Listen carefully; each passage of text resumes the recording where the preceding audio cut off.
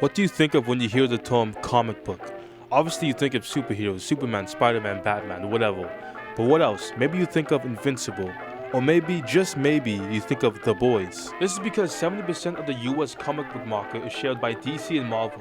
Obviously, this is ridiculous. You could try comparing this with shonen manga, but you couldn't.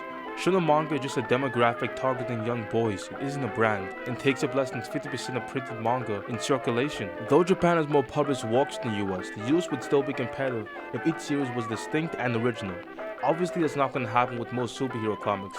Everything needs to happen in the same universe, especially now with MCU's obsession with shared timelines. With manga, you got your seinen, shonen, shoujo, and a billion subcategories. Sure, they are dominating publishers, but I can read a manga from anyone with zero context and do fine. This is part of the reason why anime YouTubers are so much more successful than their Western counterparts. There's just so much more shit to talk about.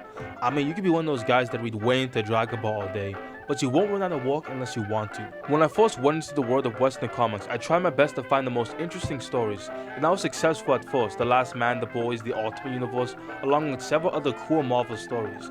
The best standalone story I read was Invincible, which is ironic considering how DBZ inspired the story is, but yeah, it had an amazing protagonist, characters development, and lore. But the problem is that there are just not enough of them. Yes, you could cite indie comics, webcomics, etc., where you can't find those types of stories, but those comics are very rarely officially published. That's not going to appeal to the average customer. They represent too small of the market for it to mean anything. Like, imagine if every manga was a Shonen Jump. I mean, One Piece, JJK, and Demon Slayer is great, but then you don't get Monster, Berserk, Vinland Saga, Real Vagabond, A Silent Voice, To Your Eternity, all 3 Days of Happiness.